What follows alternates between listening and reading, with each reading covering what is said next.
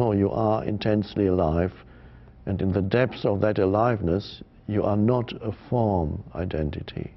And in the depths of that aliveness, you have no needs of other forms, but you can enjoy other forms.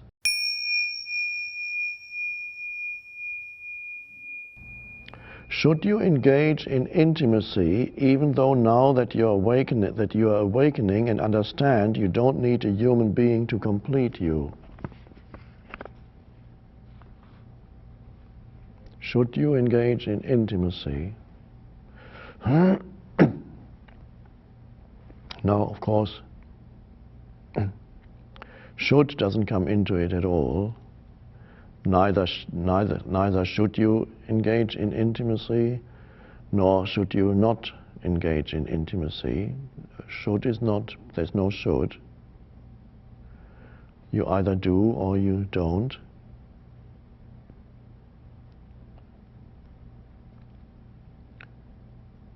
Maybe the question means, do I have to? Only you can know that, whether you feel that that is the right thing now, then it arises. But the fact that you no longer need to be completed psychologically does not mean that necessarily you no longer engage in intimacy. It just means that the egoic part of an intimate relationship is then no longer there. And that's a great relief. You can still have an intimate relationship on a physical, emotional level without the psychological need that says, I need you to be the answer to my life. Psychological completion. Because it is that delusion that there can be a human being who is psychologically going to complete me that creates all that, a lot of the conflict in relationship, because after a while you realize that the other human is not living up to your expectations, because no human being could. But you can still have an intimate relationship even without the need to be psychologically completed. You have a physical form. So the physical form may, for example, have sexual desire, and again, it may also have emotional feelings which exist within the greater context when you are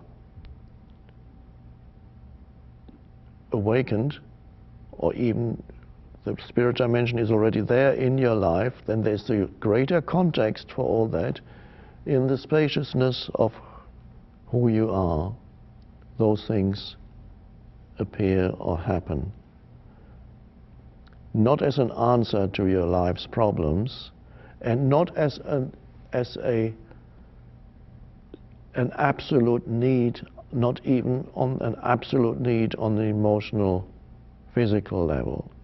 Not as an absolute need, but the form as which you appear may feel drawn to another form, and that's fine.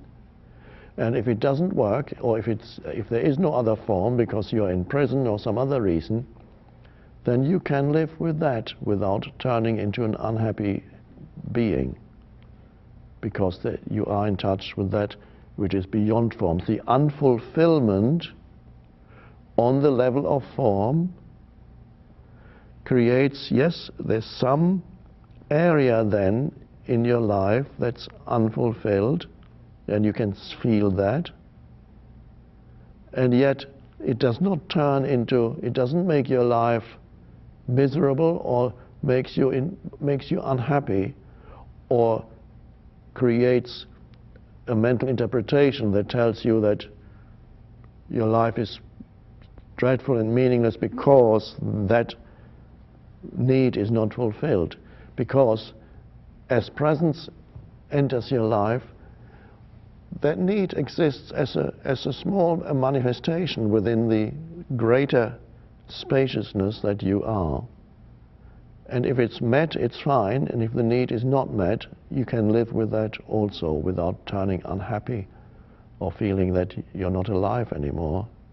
No, you are intensely alive, and in the depths of that aliveness, you are not a form identity. And in the depths of that aliveness, you have no needs of other forms, but you can enjoy other forms, but the absolute need is not there, because all forms are already contained in that, in you. You're ultimately, from the deepest, seen from the deepest level, you're always meeting yourself in another form.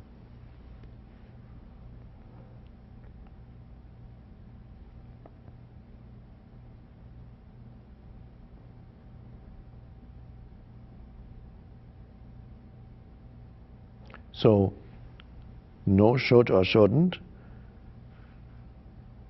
You may or you may not engage, as you put it, engage in intimacy.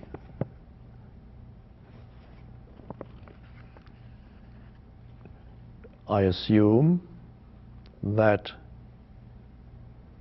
the belief that there's a human being there that's going to make you happy has dissolved, and you realize you don't need that, not to make you happy